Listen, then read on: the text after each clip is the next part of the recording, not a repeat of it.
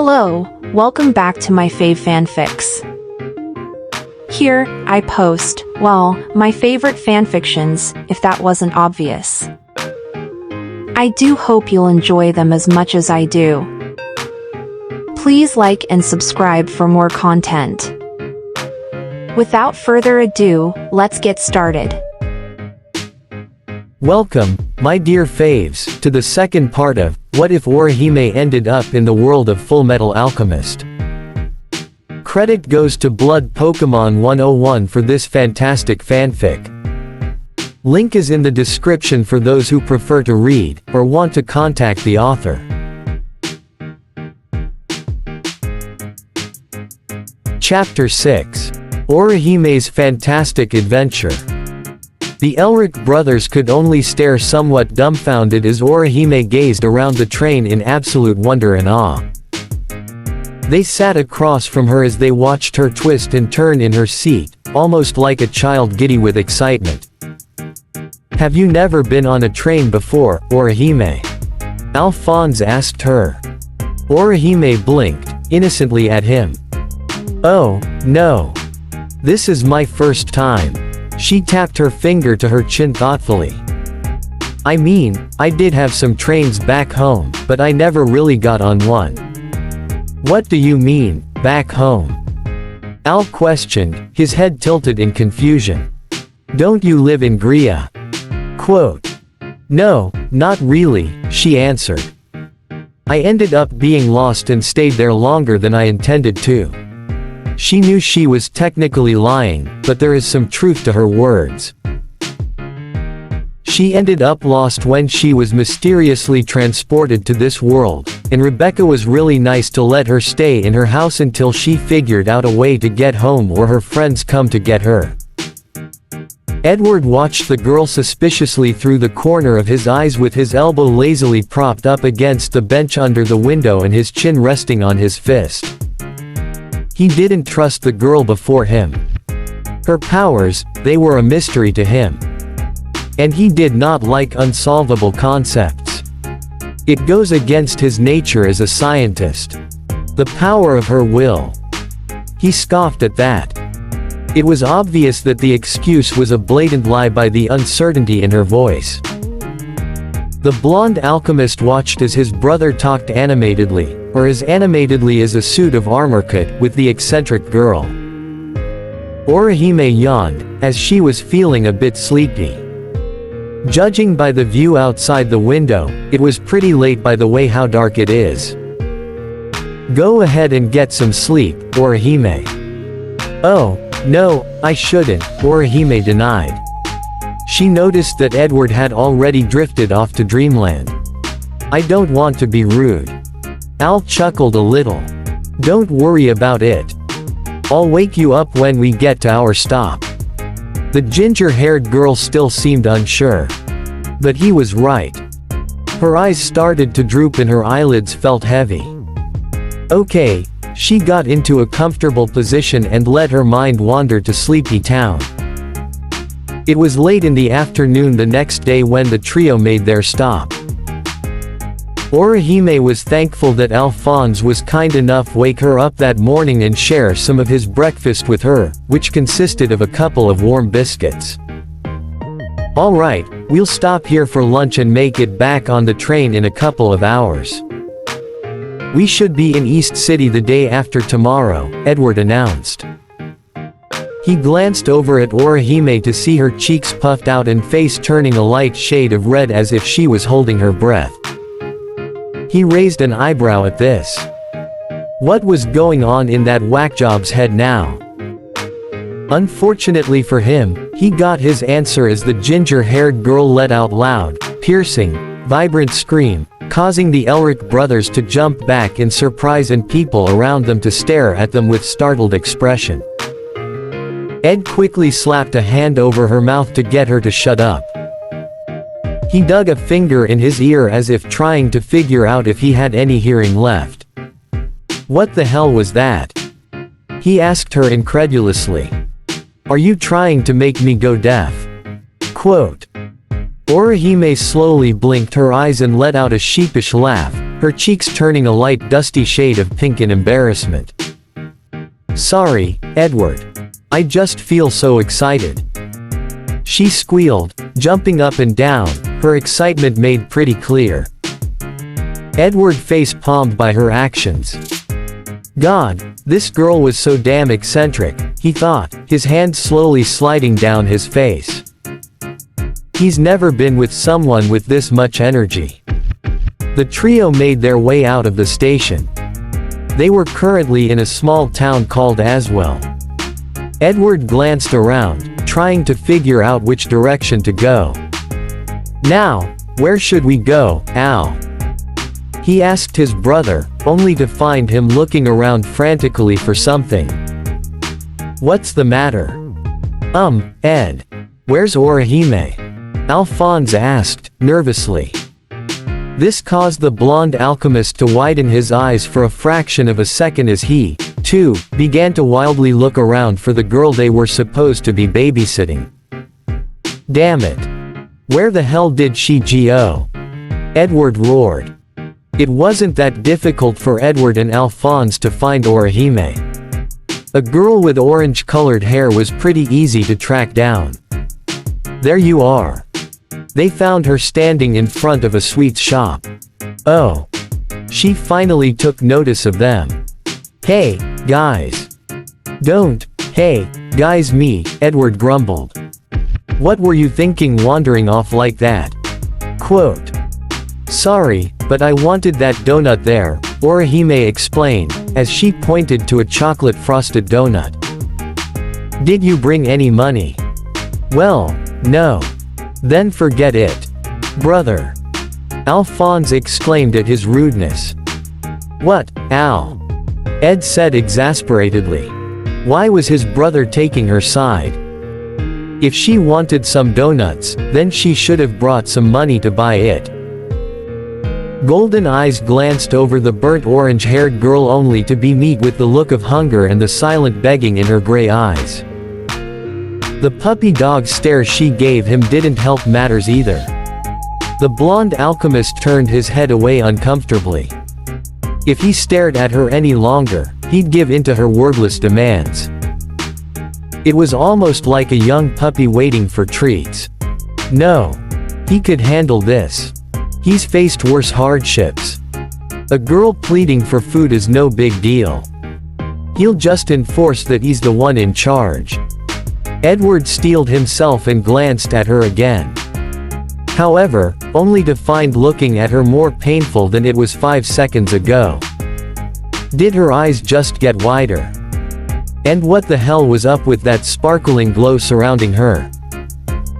Yellow eyebrows began twitching awkwardly as the boy's resolve was starting to diminish. Finally, he caved in. Ed sighed. Fine. The trio were now walking down the streets of the city. Orihime was happily munching on a box of donuts in her hands, humming in delight as the sweet delicacy entered her mouth. She fell behind when the brothers started talking about something she had no business listening to. As soon as she heard the words, "Colonel," and "Superior," from both Elric's mouths, she tried to tune them out with distractions of children running around, happily playing, and adults going on with their everyday lives. But the burnt orange girl couldn't help but to think, why would these two, underage boys for that matter, join the military? Although, she was no better and neither were any of her friends back home. They were all underage kids who are, technically, part of a military. A supernatural, fantasy military at that. Well, they are not part of it, but they are called to do certain tasks in times of an emergency. Something caught her eye though and snapped her out of her musings. Curiosity getting the better of her, she trailed after it. "This babysitting job is just a waste of time," Edward grumbled. "We should be looking for the Philosopher's Stone. I'm tired of all these detours." "You shouldn't say that, brother," Alphonse scolded. "Orihime isn't that bad. She's a nice girl." Ed scoffed. "I don't trust her." If Al had eyes, he would roll them with disapproval at his brother's pessimistic attitude. He always seemed to see the worst in people, whether it's his own delusion or not. You're always so negative, Ed. I'm not negative. The blonde growled. I'm just realistic. The armor ignored him. Don't mind him, Ori. Huh. He glanced behind him to find that the girl was missing. Again. Edward seemed to sense his brother's distress. What's wrong, Al? He, too, turned his body around to see what was the cause of his younger brother's distraction. His reaction to finding out that Orihime had disappeared again was not a pleasant one. The blonde alchemist clenched his fists as several tick marks appeared on his forehead. With his fist shaking in anger, he raised it threateningly in the air. That girl can't sit still for 1 minute. He shouted furiously. When I find her, I'm going to clobber her. Quote.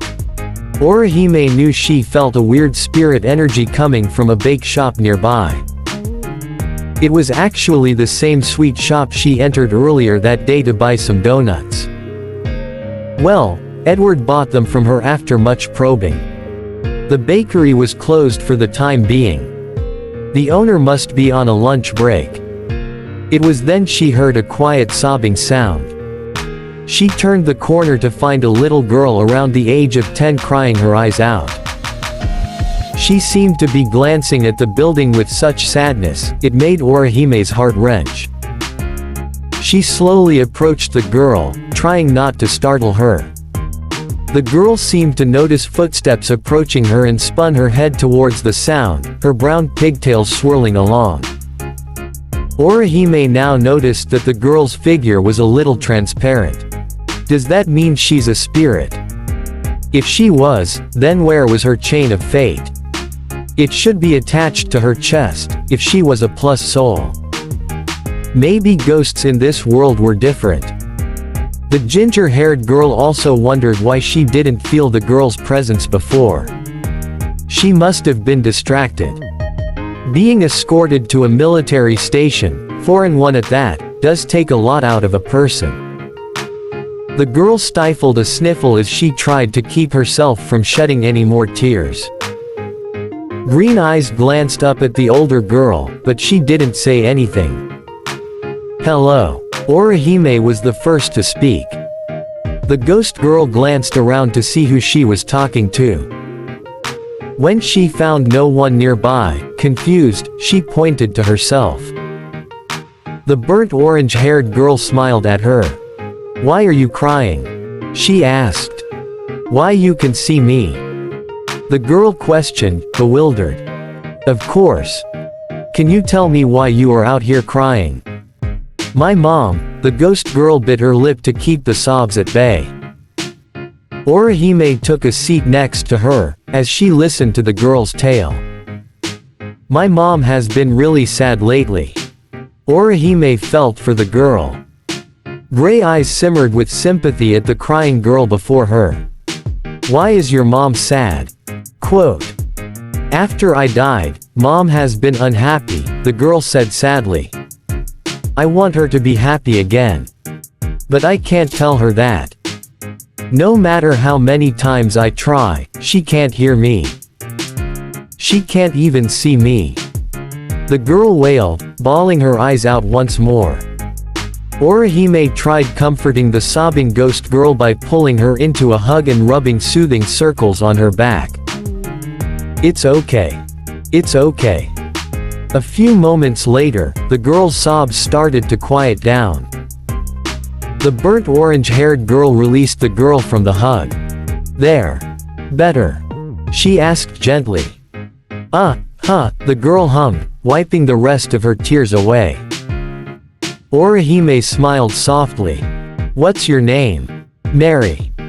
Mary Juniberg, came the quiet response. Well, Mary, how about we work together to make your mom smile again? Quote. Mary brightened up at this, looking at the older girl in both amazement and bafflement. You'd really do that for me? Quote. Sure. You're not going to pass on until you see your mom smile one more time, right? When she got a nod of confirmation, she stood up holding her hand out to the girl. Then we are just going to have to make her give one of the biggest, brightest smiles she's ever given. She exclaimed enthusiastically, causing the little girl to giggle. Edward and Alphonse have spent quite some time searching for Orihime. Apparently, from a tip they received, she headed to that bakery shop they just left. Why the hell would she go back to that shop? I already bought her damn donuts, Ed grumbled bitterly. He's still upset with himself for falling for her cuteness. He immediately mentally smacked himself for thinking she was cute. Maybe she forgot something and went back to get it, Al suggested. Edward let out a snort of disagreement. The Elric brothers arrived at the sweets shop, only to find the shop closed and Orihime nowhere to be found. They did come upon a note, however, stuck to the side of the building. Edward peeled it off, golden eyes scanning over it. He clutched the paper, causing it to wrinkle, his whole body shaking. What does it say, brother? Alphonse wondered, confused. What was written on it that caused Ed to let out growls of anger? Gritting his teeth, the elder Elric glanced up at his metallic brother. He began reciting what was written on the note. Edward and Alphonse, I have an errand to run. Sorry. Single quote quote. Ed furiously ripped the note into pieces. I'm definitely going to kill her when I get my hands on her. Quote. Orihime sneezed unexpectedly. Big sister, are you getting sick? Mary asked, concerned. The ginger-haired girl rubbed her nose soothingly. I don't think so. I had a funny feeling, that's all. She looked down at the little girl. You got any ideas that would make your mom happy? Quote. The ghost girl's lips formed into a pout as she was deep in thought. There were really pretty flowers I wanted to give for her birthday. You see, my mom's birthday is today, and want her smiling on her big day. I wanted to get her these purple flowers. Her expression turned sad. But they are pretty rare and hard to reach. Orihime hated seeing this girl sad. She had to make her happy, no matter what. She wouldn't be able to live with herself, if she couldn't get Mary to pass on peacefully. Well, do you know where we can get these purple flowers? Orihime inquired. Yep. The girl nodded. Follow me. The ghost girl ran off, leaving the older girl racing after her. Half an hour later, the two girls came upon a huge cliff with a gorgeous waterfall. Orihime took a moment of awe to admire the scenery. Mary pointed upwards towards the cliff. The flowers are supposed to be at the top. Her green eyes were downcast in sadness now. I tried to climb it once, even though I knew it was dangerous. I slipped and fell and now my mom isn't happy anymore. The ginger-haired girl affectionately rubbed the girl's head. Don't worry, I'll get it. She declared proudly. She proceeded to head closer to the cliff and started to climb up. Climbing up a cliff isn't so bad. After all, she's faced worse. And she's always got her Shun Rika to protect her should something go wrong. Damn that girl, Edward grumbled for the dozenth time in a row. The train leaves in less than 20 minutes. Where the hell is she? Alphonse only sighed at his brother's impatience. But he was right. Where was Orihime?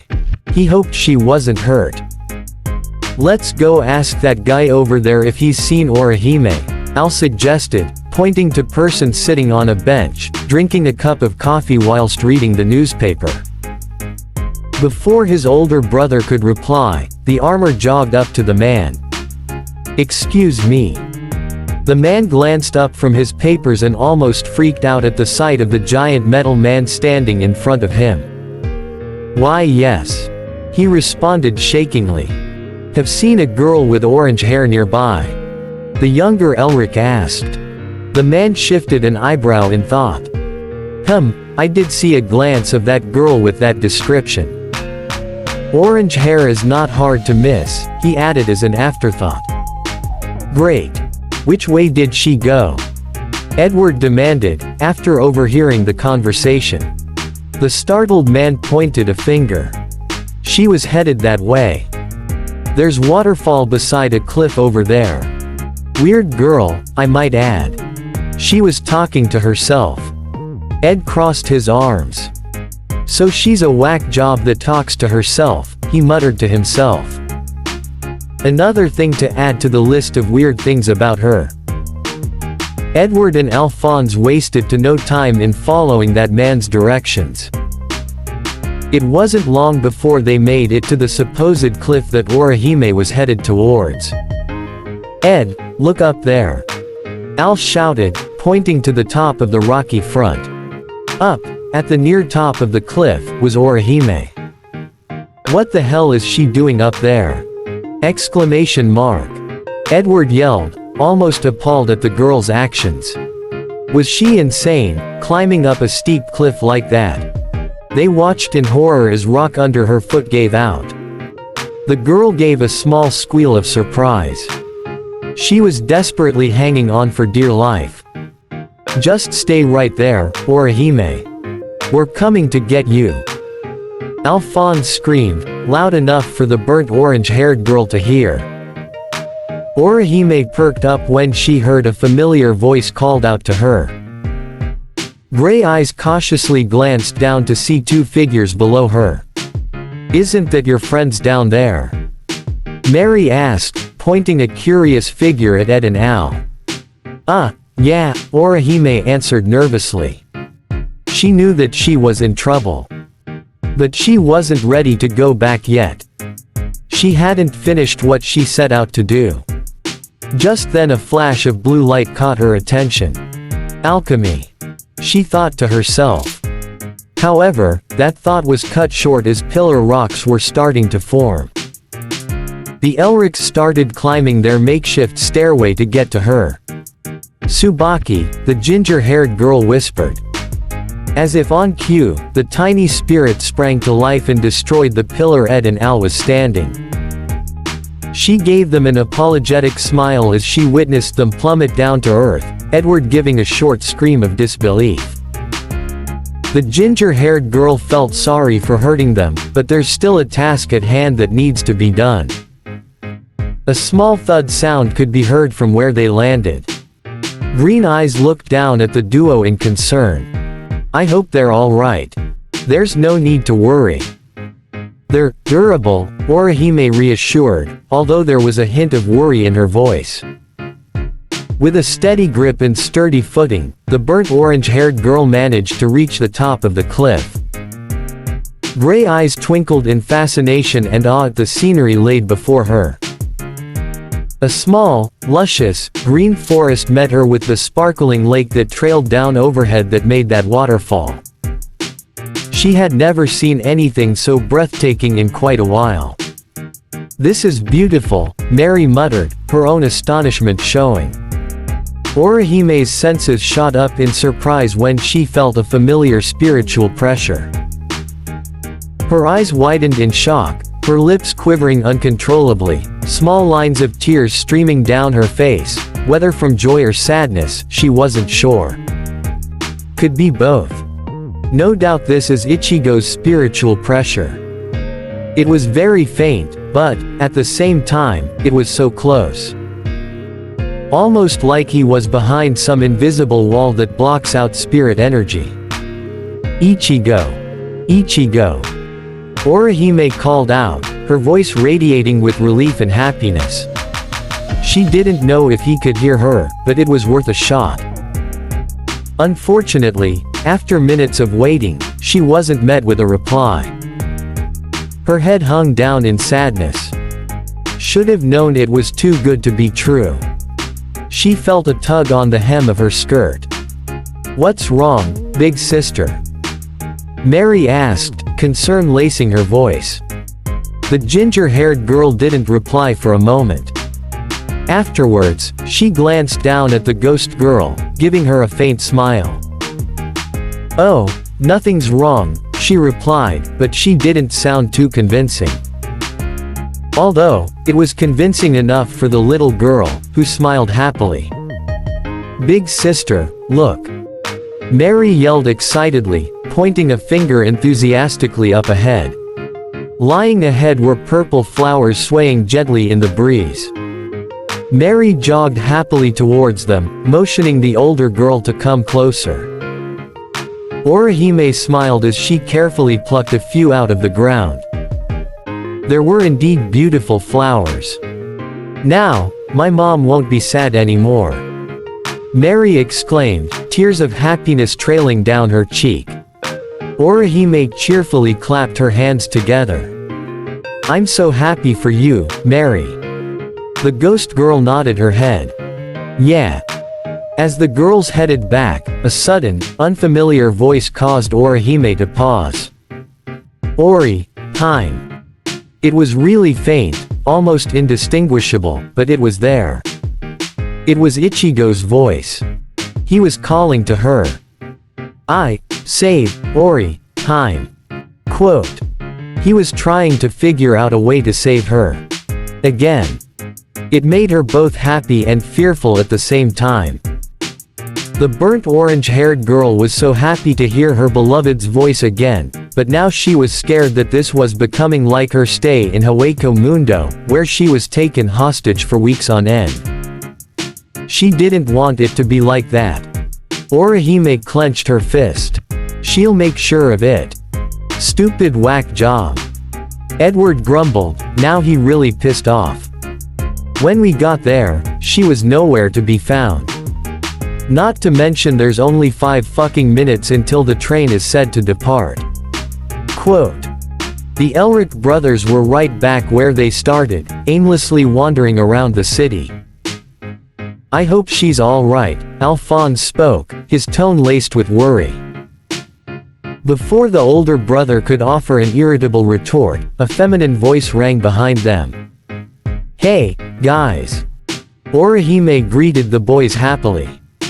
Ed gritted his teeth, pointing an accusing finger at her.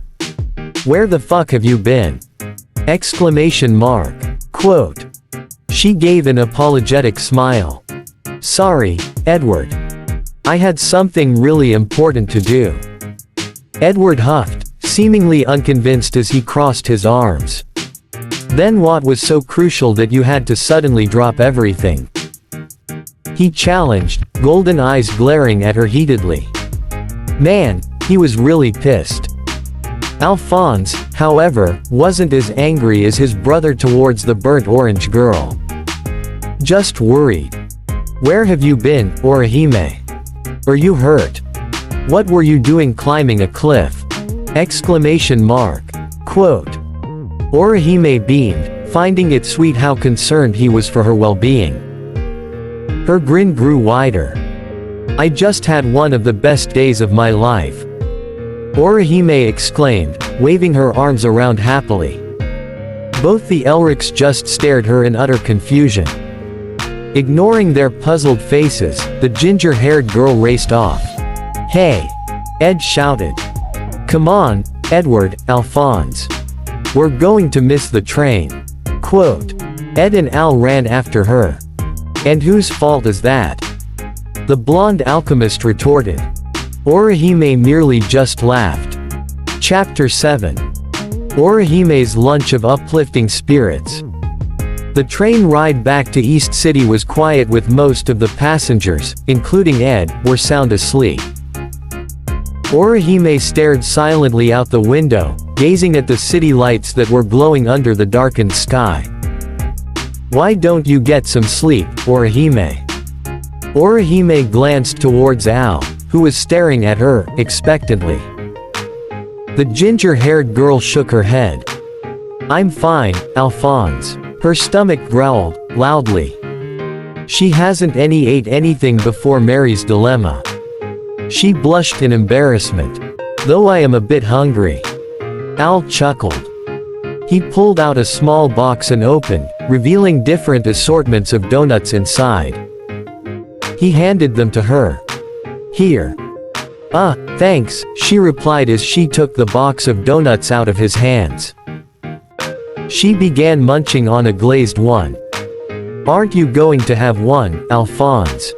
she asked, mid-chew. The suit of armor held his hand behind his head, nervously. "No, I already ate before, so." Orihime stared at him for a minute, making him even more nervous.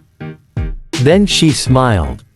"Okay." Alphonse let out a sigh of relief. She shouldn't know about human transmutation. The girl continued to eat her glazed delights. Orihime. Gray eyes stared at the armor, attentively. "I've been meaning to ask you. Why we're in town like Gria anyway?" The girl paused for a sec, her brows furrowed in thought. "I was traveling," she said, simply. "But why?" Alphonse inquired. "Don't you have family back home? I'm sure they must be worried about you." "Oh, don't have any family," Orihime replied, chewing on a strawberry glazed donut. "Oh, so your parents are dead?" Al asked, his voice holding such sadness and grief.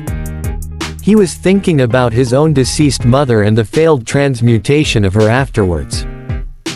The auburn-headed girl shook her head. "My parents aren't necessarily dead. I just don't know what they look like. My big brother has always taken care of me until recently," she continued once she saw the questioning gaze on Alphonse's face. "Well, according to my brother, my parents were very abusive.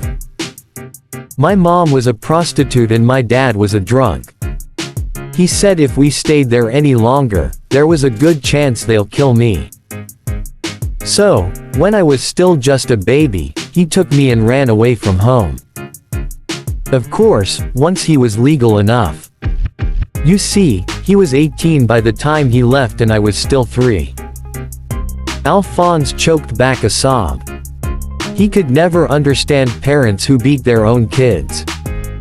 Mothers are supposed to love and nurture them while fathers are supposed to protect the household and provide for them. Parents who turn their backs on that are just awful. The worst. What happened to your brother?" he asked, hesitantly. "He died in a car accident about 4 years ago," was the girl's simple reply. Alphonse didn't say anything, his eyes downcast in sorrow. He really felt sorry for the girl in front of him. She's been through a lot, from being an unwanted child suffering from abuse to having the only family member that actually cared about her die horribly. Orihime placed her hand on Al's knee when she noticed the miserable look on his face. "Don't feel bad," she smiled. "See? I'm not sad. Not anymore. Besides, I have lots of friends. Friends that are like family to me." She yawned quietly, getting into a more comfortable. She handed Al the box of donuts, which he took. "I'm going to sleep. Good night." Leaning her head against the window, she closed her eyes, drifting off to sleep. Little did she know a pair of golden eyes cracked open. A sudden explosion startled Orihime out of her dreams. Groggy Eye gazed around to see Edward already awake and the train had stopped moving. There seemed to be smoke coming from the outside though. "Attention, passengers. There's going to be a short delay. Attention passengers. There's going to be a short delay. We are having some technical difficulties. Please exit the train." "What the hell? I'm tired of all these detours," Edward whined. "We are supposed to be in East City by tonight." Orihime blinked. "Tonight?" She looked out the window to see it was morning with the sun barely shining over the horizon. "Must be pretty early then. Hey." The ginger-haired girl turned her head to see that Edward had already grabbed his suitcase, and he and Al were ready to go. You coming or what? Oh, sorry. Orihime quickly grabbed her pink bag and followed after them. Man, I'm so hungry, Edward whined. The trio booked a room in a hotel in a nearby city. It's pretty early. I doubt any of the restaurants are open, Alphonse said, gazing at his brother who was lying lazily on the couch. This little information caused Ed to whine even more. I can cook. Both boys turned to see Orihime shyly glancing back at them. You can cook. Ed was the first to speak. It seemed like he was almost hesitant to ask. The girl pouted, almost feeling insulted. Of course I can.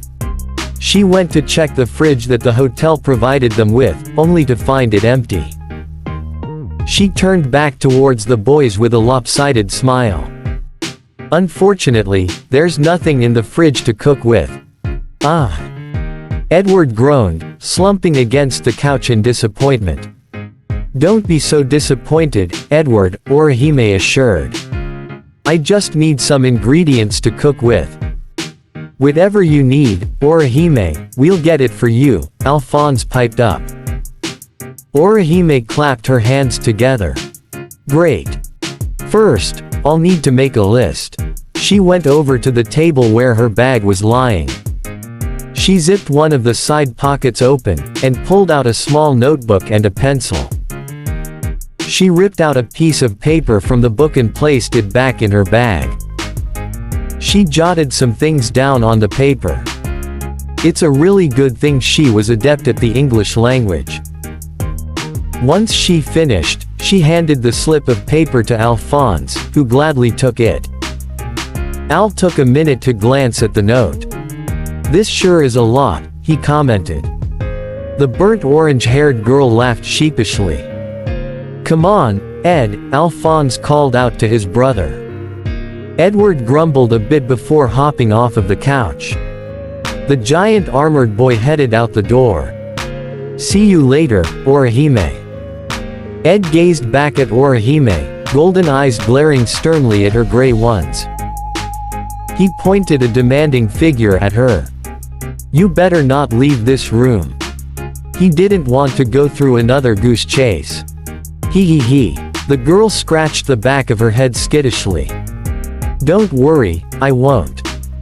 The blonde alchemist kept his gaze on her for a moment before nodding his head, accepting her declaration. Once both brothers were gone, Orihime let out a soft sigh. She didn't know riding on trains could be so tiring. Not to mention the fact, she hasn't showered in 2 days now. She definitely needed to take a shower. She sniffed her clothes. Unfortunately, the smell caused her nose to wrinkle. She needed to change her clothes. Can't be wearing smelly clothes. I'll go get the bath started, Orihime hummed to herself as she raced off to the bathroom. Edward and Alphonse were walking back to their hotel room with bags filled groceries, which include chicken, shrimp, an assortment of fruits and vegetables, different seasons and sauces, some dough, a box of rice, and a packet of breadcrumbs. Is that everything on the list? Edward asked, rolling an apple in his hand. Alphonse held the small note and read it thoroughly. He mumbled to himself a bit, listing off the things on it. Yep, that should be everything. There was silence between the two brothers. After a few moments, Al broke it. What do you think the colonel would do with Orihime? He wondered. The elder Elric shrugged his shoulders. I mean, her powers are incredible. We've never seen anything like it, brother. He rambled on. The older brother was completely silent, his own thoughts swirling, trying to make sense of the girl's abilities. But the only thing that came to mind that it had something to do with the Philosopher's Stone. Brother. Edward jumped, completely startled out his musings. What? Alphonse stared at him expectantly. You're still thinking Orihime has a Philosopher's Stone, aren't you?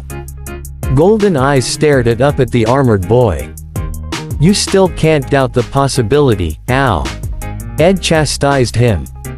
Just because she hasn't shown it, doesn't mean she doesn't have it.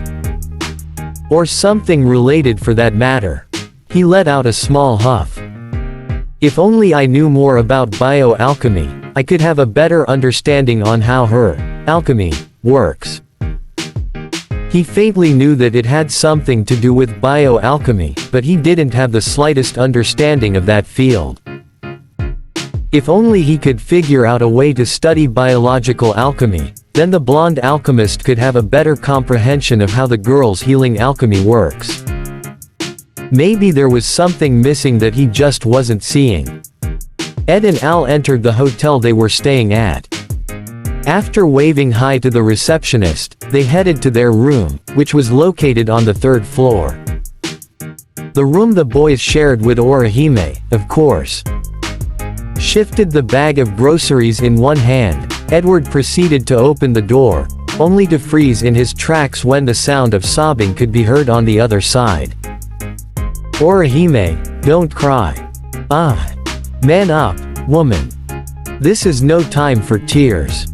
So suck it up. Quote. Tsubaki. You are an insensitive jerk. Edward couldn't understand what they were saying. They were all speaking some kind of foreign language. Were they speaking Xing? No, it felt little different than that. More distinctive. He glanced up at his younger brother to find that he was just as confused as he was. A question rang in both brothers' head. Who was in the room with her? Spies. Friends of her. There was a soft sniffle. Sorry to worry you guys. Although, her voice sounded a little different, a little less forced and albeit gentler than when she was speaking Emestrian, there was no doubt that was Orihime's voice. But he still couldn't make out what was being said. It's just that, I heard Ichigo's voice the other day. I know I've been here for a little over a month now, but I have never felt so homesick until that day. I have to wonder if Mr. Urahara has found a way yet to send me back home. Quote. Orihime. That was it. Edward was getting increasingly frustrated. He could not wait here any longer, just listening in, unable to comprehend what was going on. With a twist of the knob, he threw the door open. Brother! Alphonse yelled out, scowling at his brother's lack of tact. The blonde ignored him, golden eyes scanning the room suspiciously. There was no one there except a wide-eyed Orihime staring at him in surprise. He must have startled her when he suddenly barged in without warning. Ed opened his mouth to question her, only to close it when he noticed there were still tears brimming in the corner of her gray eyes and her face was a little puffy. She must have been crying for quite a while. He wanted to yell at her, question her, demand answers from her about who she was talking to and what's her affiliation with them, but the moment Edward saw her tear-stricken face, all thoughts boiled down. He was never good in front of crying women, okay. Meanwhile, Orihime raised an inquisitive eyebrow. Edward was about to say something to her, only to suddenly stop short. He was looking at her rather awkwardly, shifting from one foot to the other, uncomfortably. Are you all right, Orihime? Alphonse asked, staring at her worriedly as he stepped inside the room, closing the door behind him. Oh. Gray eyes brightened up as the ginger-haired girl leapt off of the couch. I'm fine. Al seemed hesitant. But you were crying. She clasped her hands in front of her. Well, that was just because I was staring at the sun for too long. You know how looking at the sun for too long makes your eyes. She tapped the end of her chin thoughtfully. Why is that though? Maybe the sun's just that bright. The Elric brothers could only stare at her dumbfounded as she continued to ramble. Oh, good.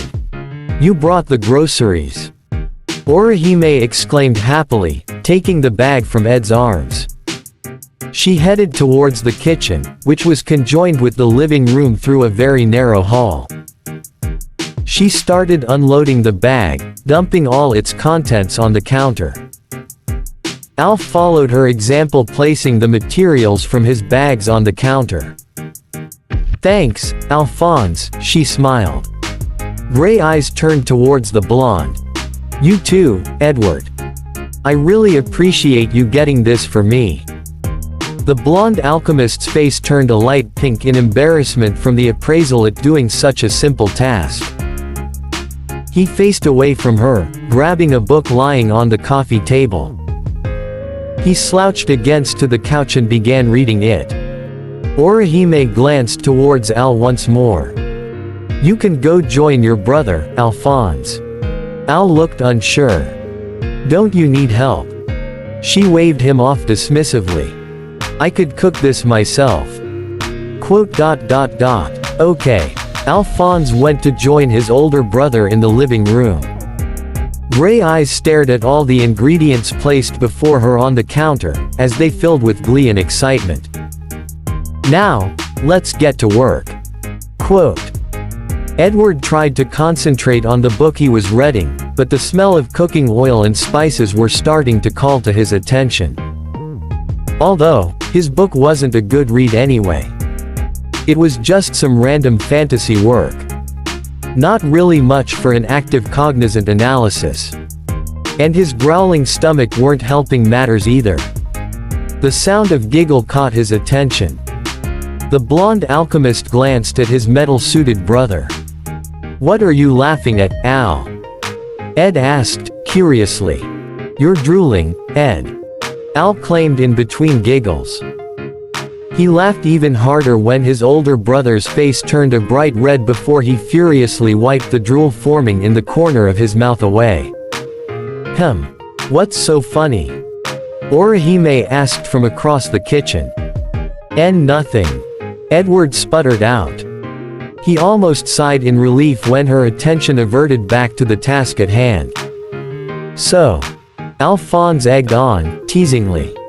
"Orihime's cooking smells good, huh?" "Shut up, Al. I wasn't thinking about her cooking," Edward denied, although his growling stomach betrayed him. Al only laughed harder at his brother's humiliation. "Lunch is ready," Orihime called, saving the blonde alchemist from further embarrassment. Sending his younger brother a glare that said, "I'll get you back later," Edward got up from the couch and stalked towards the dining table. However, he froze at the sight before him. Everything looked so foreign. There was a plate of seasoned rice-topped-off chicken smeared in some kind of Mirande sauce, something that looked like a deep-fried loaf of bread placed at the side, a side of steamed veggies, and finally what seemed like shrimp wrapped in a ball of rice and seaweed. Ed had to wonder what he was looking at. He never seen foods like these before. Was it poisonous? No, it didn't smell like it. Golden eyes glanced up at the burnt orange-haired girl when he heard her giggling. He rose a curious brow. "What's funny?" "Why you make funny faces?" Orihime laughed. The boy didn't know whether to feel angry or embarrassed or give her a questionable stare. He awkwardly took his seat. Alphonse sat next to him and the auburn-haired girl took a seat across from them. The golden-haired boy poked at his food with a fork, almost expecting it to explode or dissolve or something grotesque along those lines. "It's not going to hurt you, Edward," Orihime reassured, smiling at the boy. "Excuse my brother, Orihime," Alphonse spoke up for his behavior. We just never seen food like these before. It's a little surprising." Gray eyes widened a bit. She should have known. Since this doesn't seem to be a Japanese-esque country, of course foods like this would seem unusual for the boys. She needed to quickly cover up her blunder. I come from a foreign country, so I eat foods like this almost all the time." Al nodded, accepting her response, although Ed looked a tad bit suspicious. What country? He followed up. Japan. Orihime piped up. She quickly closed her mouth. Shoot. She keeps messing up. It's very, very far away. Wow, the suit of armor whistled. You must have traveled a long way from your hometown. You could say that, she inwardly thought, popping a piece of sushi in her mouth. Edward, on the other hand, took an experimental bite of his rice. He almost hummed in delight at the taste. It was actually really good. That explains your weird outfit, he commented in between bites. Indeed, the ginger-haired girl was wearing her Karakura High uniform, which consisted of a white buttoned-up shirt with the red bow at the base of the neck, a gray blazer, a gray mini skirt, white, thigh-high socks, and brown shoes.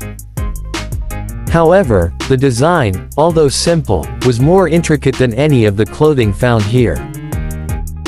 Orihime had no choice but to put on her school uniform because this was the only outfit she had available besides a light blue sleeping gown, and her other outfit was drying now after she finished washing them.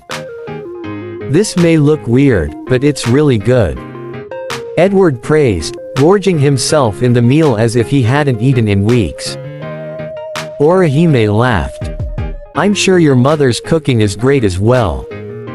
I'll love to it sometime, she proclaimed, spreading some homemade red bean paste onto her curry bread. The silence that followed grew very thick as an awkward, disturbing atmosphere ensured. There was a sorrowful aura surrounding Al, and Ed's body tensed as his face was shadowed by his bangs. The ginger-haired girl frowned at the change of atmosphere. Something happened to their mother, something really awful. She watched sympathetically as Edward's teeth grinded together in what seemed in a mixture of grief, anger, and guilt as his golden eyes took a swift glance at his younger brother. Orihime, Alphonse choked out, the pain and anguish evident in his voice. Our mother is. He was cut off by the sound of a chair scraping against the floor as the aforementioned girl rose up from her seat. The Elric brothers watched, confused as the girl headed into the kitchen. They heard the sound of what seemed like an oven opening and then closing moments later. Orihime walked back into dining area holding a bowl of colorful, circular biscuit-like cookies, a bright smile plastered on her face. Look. I made macarons for dessert.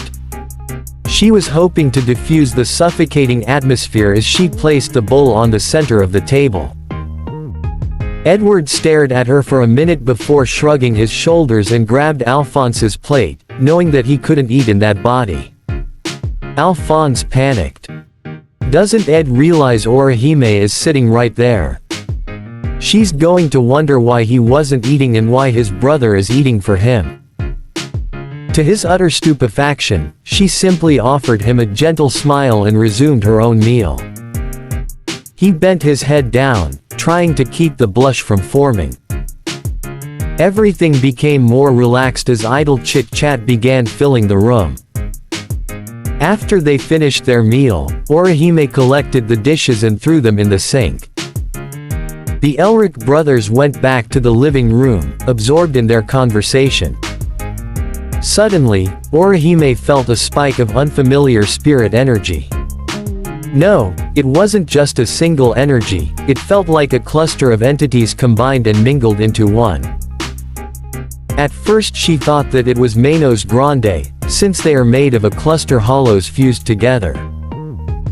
Then she quickly retracted that thought because all the spirit energies of the hollows combined to make one unified entity. But this was different. Way different. This spirit energies were clustered, huddled together, like atoms, refusing to meld together, unable to synthesis under a common ground. The energies were simply a congregated, disconnected mess. Edward, Alphonse. The ginger-haired girl called out to the boys. Yes. Al lifted up his head to regard her whilst Ed just grunted in response. "I'm going out for a little walk. I'll be back in a couple of hours," she announced. The blond boy immediately craned his head to face her properly, a stern expression on his face. "No way," he objected, vehemently. "You stay right here. I don't want to go through another hellish, wild goose chase." Quote. Orihime let out a sheepish laugh, rubbing the back of her head. "Sorry about that, Edward, but I promised to come back. I did last time." Golden eyes glared at her, scrutinizing her, checking for any lies on her person. "Fine," he grunted. "But you got 2 hours. If you're not back by then, we'll come get you, kicking and screaming if we have to, got it?" "Brother," Al chided, hitting his older brother on the back of his head. "Couldn't he be a little bit nicer?" Orihime giggled at the brother's antics as she left the hotel room. Orihime walked down the streets, waving at all citizens that greeted her, even if they were busy working, taking care of their young ones, or simply enjoying a nice day. She traced after that weird spirit energy she felt earlier. It was fairly easy to pick since the person doesn't seem to hide their presence. Either that or they didn't know how to. The burnt orange-haired girl came across a dark alleyway. Okay, this seemed like the most obvious yet suspicious place that the mysterious entity would be. But she felt the hairs at the back of her neck stand on ends. The aura was coming from here, and it was pretty powerful than she first perceived it. The sound of chewing bones met her ears. Reaching at the collar of her blazer to make sure her hair clips were there, Orihime took a confident step forward to investigate the sound. Gray eyes finally meet a large, very chubby, bald-headed man. He was wearing a simple black outfit and his back was facing her. He seemed to be chewing on something. When she noticed it was a deformed corpse of a human, the burnt orange-haired girl's eyes widened in both fear and disgust. Her nose crinkled as the putrid smell of rotting flesh wafted into her nostrils. The sounds of her footsteps finally caught the man's attention. He turned around and she was met with beady, white, soulless yet hungry eyes. He smiled, showing his many razor-sharp teeth. "Oh, goody." The chubby man spoke in a guttural yet childish tone. "A tasty, little girl." Orihime took a stance, placing a hand over her clips, ready to call out her powers at a moment's notice when the fat man stood up, back hunched over, ready to pounce. "You can't eat this one, gluttony," a silky, elegant woman's voice chided. Out of the shadows came a very slender woman wearing a very sexy black dress and long black gloves. There seems to be a red tattoo in the middle of her chest. She had long, black, wavy hair, purple eyes, and deep red lipstick. "This one is a very special sacrifice." The man named Gluttony moaned in disappointment as he sulked childishly in the corner. "I am curious. How did you manage to find us?" the woman asked. It was such a simple question, however, it held so much malice. Orihime stared down at the woman fearlessly. "I could sense your auras from miles away," she answered confidently. She switched the words, spiritual pressure, with aura, because she figured it'll be easier for people of this world to understand. "You don't exactly hide it very well. In that case, you are going to be more of a problem for us than the Fullmetal Pipsqueak," an unknown voice announced from behind her, almost startling the ginger-haired girl. Before she could react, she was struck in the back of her neck. "Aichigo," she muttered to herself as her whole vision faded to black. Chapter 8. Shun Shun Rika was on his 5th book, but he couldn't concentrate on reading it as his foot tapped impatiently against the floor. When is that whack job coming back?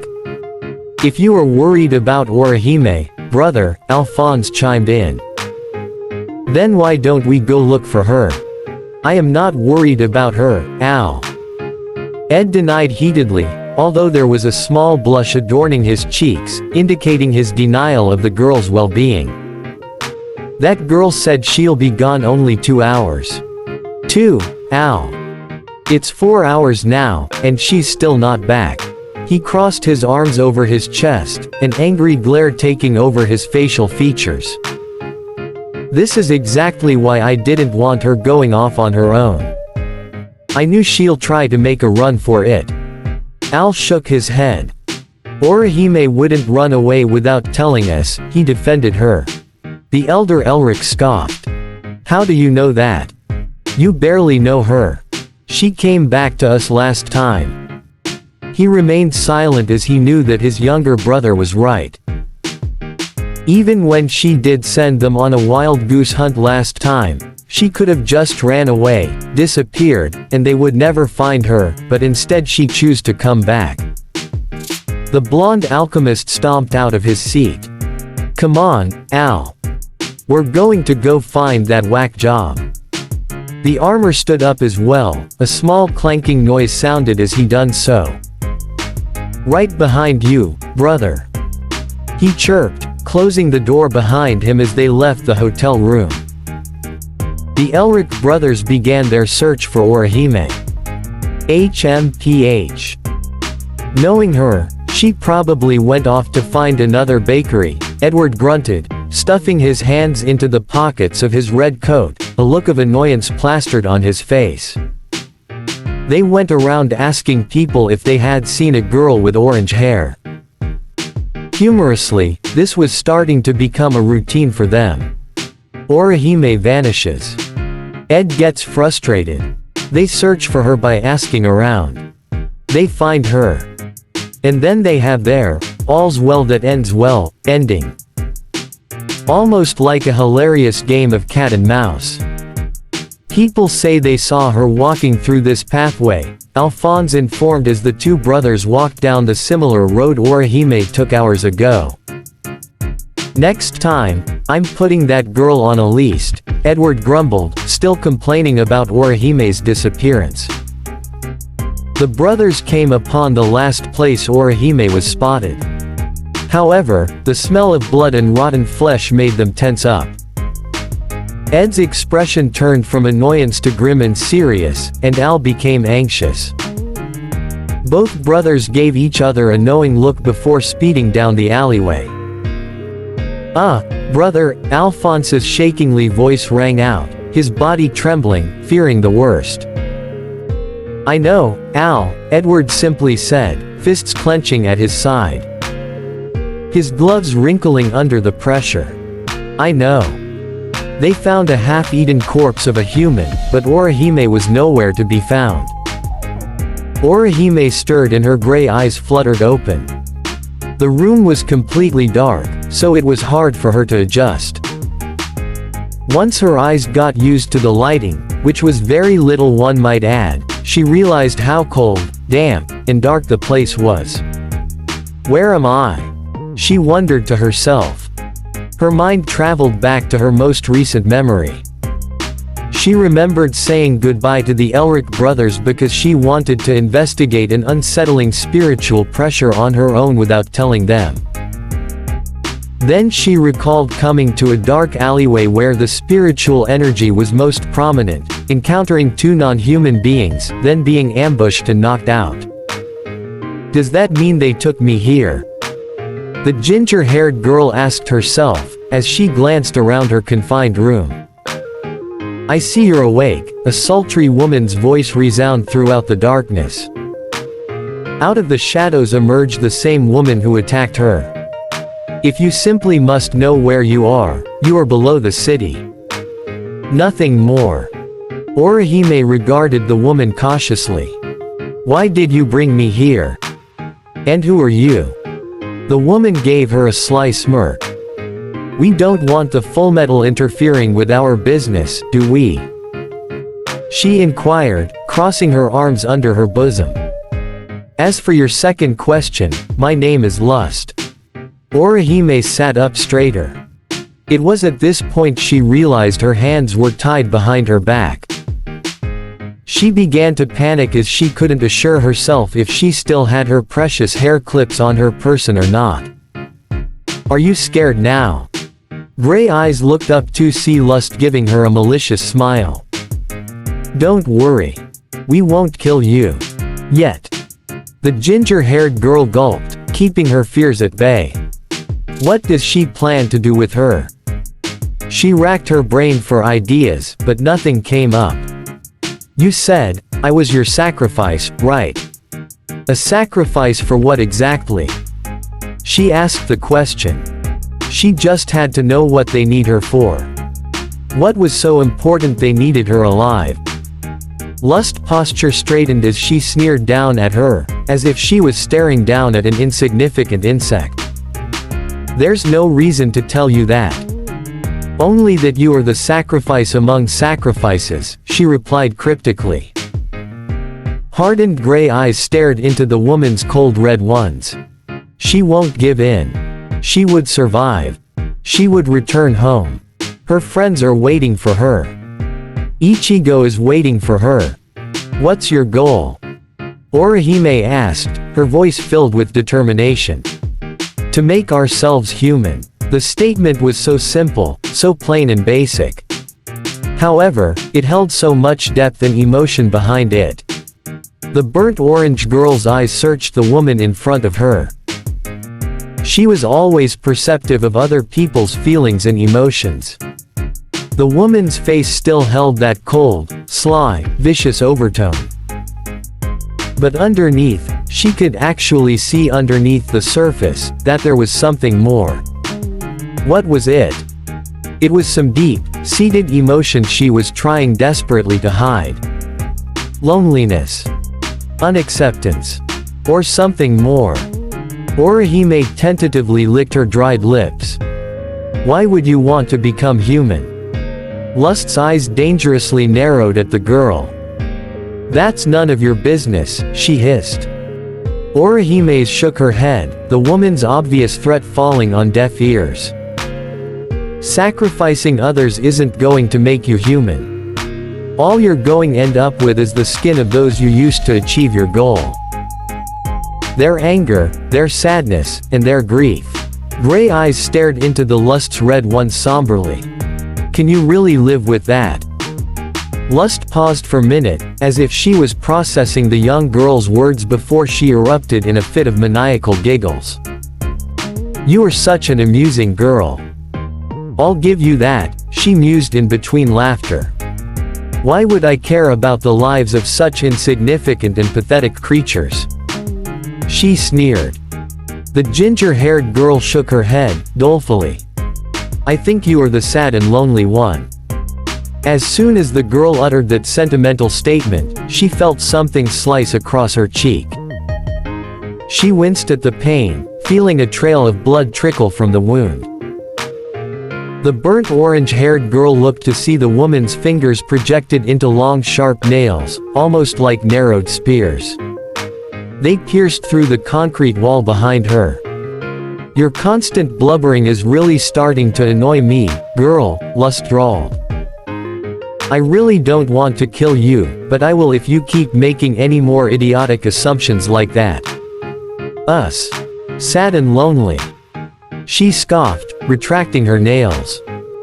Don't make me laugh. Orihime sat up straighter, trying to loosen her hands free from the rope, but to no avail. Just then a sudden flash of spark caught the ladies' attention.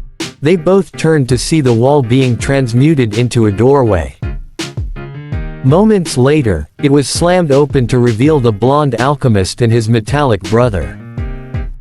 Orihime was both thrilled and worried to see them here. Orihime! Alphonse cried out, dashing towards the tied-up girl. Are you okay? He asked worriedly, checking her for injuries. The only one he could see was the scratch on her right cheek. Even so, it still left him feeling a little guilty for not getting here sooner. God knows, she must be terrified to encounter an inhuman being known as a homunculus. Orihime gave a small smile. Yeah, I'm fine. Lust mused, eyes darting between the Elric brothers as they got into a fighting position. Her cynical eyes landed on Orihime. It seems our chat is over for now. Without warning, her fingernails extended in an attempt to pierce Edward. The alchemist immediately dodged by doing a cartwheel to the right. Al, Ed shouted out to his brother. Take Orihime and get out of here. Right, brother. Al went to grab Orihime, only for Gluttony to burst from out of nowhere. He had to quickly jump out of the way to dodge the gluttonous homunculus from nearly taking a bite out of his arm. Orihime watched, helplessly, as both brothers engaged in fierce battle against the enemies. Darn. If only her hands were free, she could help them. She watched helplessly as the boys were fighting what seemed like a losing battle. There were few cuts and bruises across Ed's face and torso, and Al was having a hard time keeping up with Gluttony's speed. Edward clapped his hands together and slammed them on the ground. He alchemically created a long spear, twirling it in his hand, testing its weight. He started parrying Lust's relentlessly attacks. The ginger-haired girl noted how good the boy was with a spear. Every movement was precise and accurate as far as she could tell. She wasn't much of a spear expert, let alone any type of weapon, but she could see how skilled Ed was with the weapon. Lust retracted her nails. What did you want with Orihime? Why did you bring her here?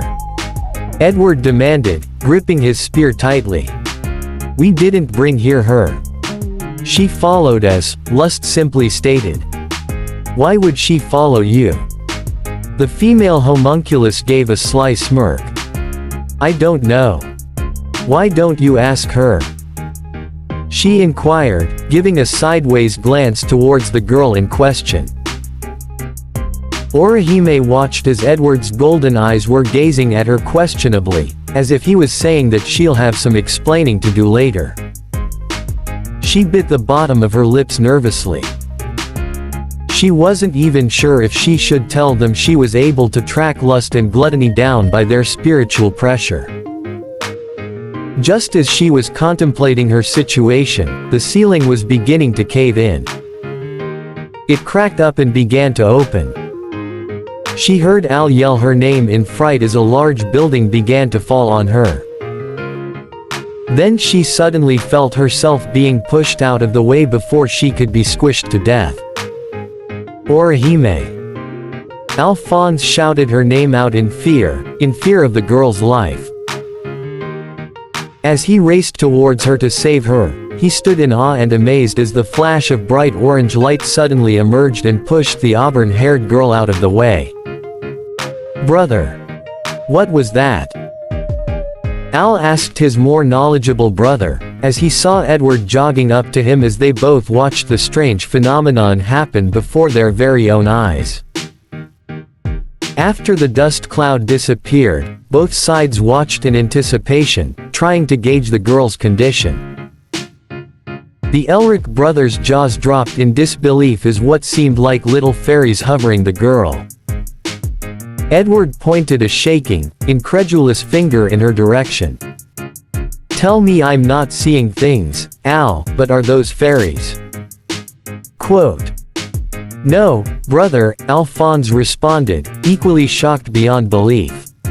I see them too. Orihime. Are you okay? The blonde female fairy, Shuno, asked, checking her master for injuries. Orihime winced a little. Yeah, I'm fine. Just a little surprised is all. However, gray eyes glanced towards the Elric brothers to find both staring at with wide-eyed filled astonishment. Well, Ed was, but she was sure Al was staring at her the same way as his brother. She sighed in defeat. She definitely had some explaining to do later. I wish you guys stayed hidden a little longer. The scarf-wearing fairy kicked her across the head. Ow. Why'd you do that? The ginger-haired girl pouted. Don't be so stupid. As if we sit here and let you get yourself killed, you stupid woman. Tsubaki yelled irritably.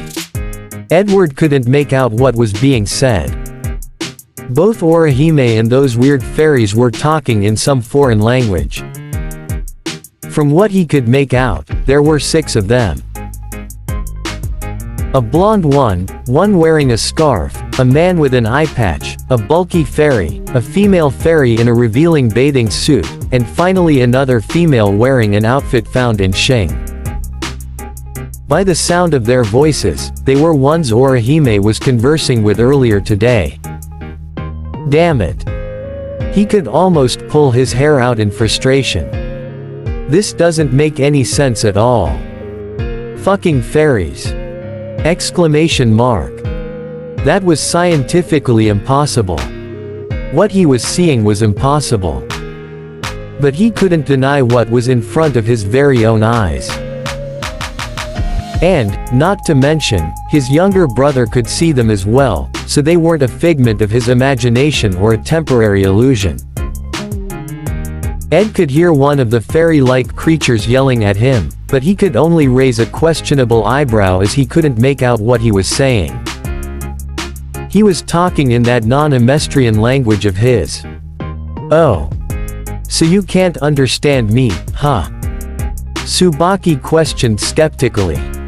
Then understand this. You are a useless midget whose only purpose is to show off and get his ass kicked like the pathetic pipsqueak you are. Tsubaki. Orihime scolded the spirit in embarrassment at his blatant rudeness. It took a moment for Edward to register what Tsubaki said, and once he did, his face turned several shades of red in absolute anger. WHO, are you calling a tiny, little pipsqueak? WHO avoids conflict by hiding underneath the soles of people's shoes. Exclamation mark. You're fucking tinier than me. He roared. Al held him back from lunging at the amused fairy. He seemed to take great pleasure in watching his brother rage. You could speak our language? Alphonse asked curiously, still holding onto his struggling older brother. Of course we can. Shuno piped up. Any language Orihime can speak, we can speak as well, and that's including yours. Then can you tell us who you are and where you're from? Listen, kid, Tsubaki cut in. Who we are doesn't really matter. Don't we have more important things to worry about? He gestured towards the 2 homunculi who were watching the spectacle before them. Lust gave an amused, knowing smile as Gluttony stared at the little sprites hungrily. It seems Father's theory was correct. The girl is powerful enough to manifest her powers into talking beings with thoughts and emotions of their own. It took a minute for Ed and Al to register what the female homunculus was insinuating. Powers. Those fairies are your powers, Orihime? Alphonse questioned. Once again he was left feeling awestruck. He had a ton of questions he wanted to ask the auburn-haired girl. And judging by the look on Ed's face, he did too. He always has that look when he's trying to decipher and understand a subject. That pure look of concentration and innerly dissecting something. Orihime sent the boys a sheepish, apologetic smile. Sorry, I'll explain later. Tsubaki. Koten Zanshin, I reject. The fiery sprite glowed a bright orange color, cutting the rope that bound the girl's hands together. She rubbed her sore wrist soothingly once they were freed from their confinements. You should really pay attention to us, boys, Lust stated wickedly. Before the Elric brothers could blink, her fingers projected into her signature spears. The boys didn't have time to dodge the attack or transmute an object to protect them.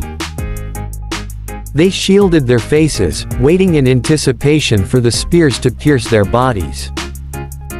However, that pain never came to pass. Edward slowly opened his golden eyes to see, much to his surprise, a triangular shield protecting him from Lust's attacks. "Edward, Alphonse. Are you both all right?" Orihime called out to them in concern, her arms held out in front of her. "Yeah, we're fine, Orihime," Alphonse called out, sighing in relief. "Thanks for that." Offensive, defensive, and healing abilities, Lust mused, analyzing the girl. "Come on, Gluttony, let's go." The two homunculi began turning around to leave their prey behind. "Hey! Wait!" Edward picked up his forgotten spear and charged at the two sinners. Lust started attacking him with her own spears, making no choice but to do a backflip to avoid the onslaught. "Brother!" Al cried out worriedly. "I'm fine, Al," Ed panted out, standing from his crouched position. Gluttony punched the wall, sending tremors throughout the passageway. The wall caved in, large boulders blocking the trio from pursuing the homunculi. "Damn, they got away," the blonde alchemist grunted, annoyed and frustrated. He turned his attention towards Orihime, pointing a demanding finger in her direction. You have a lot of explaining to do." Orihime gave a sheepish laugh while nervously scratching the back of her head. Her shun Rika already returned to their sealed state as her two hair clips located on the right collar of her blazer. The trio, already packed their bags, made their way to the train station. Edward, finally losing his patience, decided to book a late-night train ride. The train was scheduled to leave at 9:00 p.m. He was hoping that this would be the last delay and they would be in East City late tomorrow morning. "Your powers are so cool, Orihime." Alphonse praised the ginger-haired girl, still completely at awe at her prowess. "We've never seen alchemy quite like it before." Orihime inwardly sighed. "It's not really alchemy, Alphonse." "Then what is it then, Orihime?" Edward asked, joining in the conversation. The girl paused for a minute before erupting into a fit of joyous giggles, causing both boys to stare at her in confusion. "What's so funny?" Ed questioned, raising a curious yellow brow. Her face broke out into a wide, happy grin. "You called me by my name. You never said my name before. That makes me really happy," she chirped. Both brothers looked even more confused. "That's something to be happy about?" the blonde alchemist asked, dubiously. He could never understand girls. They were always a mystery. Instead of answering, the auburn-haired girl took off in a run in a random direction. "Hey! Where are you going, Orihime?" Alphonse cried out to the girl, a little startled by the girl's enthusiasm. "Yeah, you dolt!" Edward yelled out. "You're going the wrong way." "Omake." Edward, Alphonse, and Orihime were on the train ride to East City. The only female of the group was sleeping soundly, her head resting against Al's shoulder. He tried to be careful that she didn't hit his shoulder spikes. "She must have been really tired," Al whispered. "Yeah, well, encountering two homunculi would do that to you," Ed responded. "Remember how tired we were after battling them for the first time, Al?" Quote. The suit of armor nodded his head, a look of recognition on his face. "Yeah, they were very strong." Golden eyes glanced back at the sleepy girl. "But I am still curious about her powers though." I've never seen or heard anything like it before. This may be the discovering of the century." Quote. Alphonse gasped. "Tell me, you aren't trying to use Orihime as a science project, brother?" He gaped at his older brother in utter disbelief, getting ready to give his brother a serious scolding. What? Exclamation mark. "No. I mean, you can't deny that this a huge, Scientists, like us, are always looking for new things uncover. To dissect the secrets of this world. This shouldn't be any different," Edward tried to reason with his younger brother. Al was about to offer a rebuttal, telling his foolish brother how wrong it was to use another human being for his own curiosity and entertainment. That was until Edward let out a startled yelp, slapping his hand to the back of his neck. "Who were you planning to use as an experiment, you damn midget?" Tsubaki was angrily pulling on Ed's hair. "Who are you calling an insignificant pipsqueak?" Exclamation mark. Ed growled out, trying to swat the pest away. "You're smaller than me." The small sprite let go of the Fullmetal Alchemist's hair, flying in his face to glare at him. "When people look at me, they admire how much my small stature makes me cuter. But when they look at you, they think, ew, look at that growth-stunted ant-man." Edward's face turned several shades of red. There was steam practically flaring through his nostrils. He went to grab the little pest of a fairy, only for him to disappear in a flash of bright orange light. Ed let out an angry huff, his face still a light shade of red. "That damn pest. I already know he's going to be a real pain in the ass."